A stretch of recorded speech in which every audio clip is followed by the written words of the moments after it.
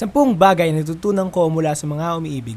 Una, napakatamis ng mga simula, na mga umagang ang bumungad sa'yo ay ang kanyang muka. Mag-aalmusal ka ng kilig at pagdating sa gabi ay baon mo siya hanggang sa paghimbing dito.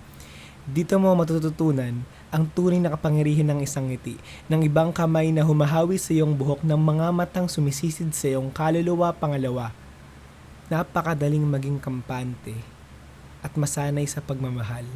Ang malunod sa kapangyarihan ng kami, ng tayo, ng atin.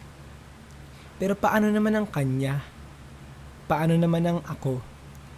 Napakadaling malunod sa akalang ang iyo ay mananatiling iyo. Pangatlo, mapapagod ka. Pero pang-apat, ang tunay na pag-ibig hindi dapat sinusukuan, di ba? Pero pang-5, ang pag-ibig ay minsan hindi palaging sapat. Kapag ang pakpak na binigay nito sa iyo ay bumigat at naging kadenang ni ayaw kang patayuin. Kapag ang langit na dating nilipad mo ay naging kulungan na nasa iyo naman ng susi at kandado, pero ayaw mo pa rin pang lisanin, pang-anim. Ang pinakamabagsik mang apoy ay mamamatay.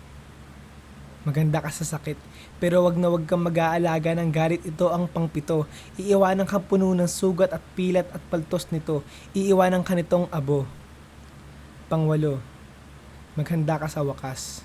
Pero pang-9, alam ko parang hindi ka pa talaga handa sa wakas eh. Sino ba kasi magiging handa sa wakas? Pero pang-10, diyan ang wakas.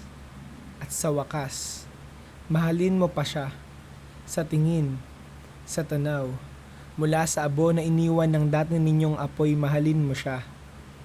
Pero kapag ang pakpak ng dati mong pag-ibig ay naging gapos na, kapag ang langit na minsan mong nilipad ay naging kulungan na, mahalin mo siya sa huling pagkakataon. Pagkatapos, bitaw na.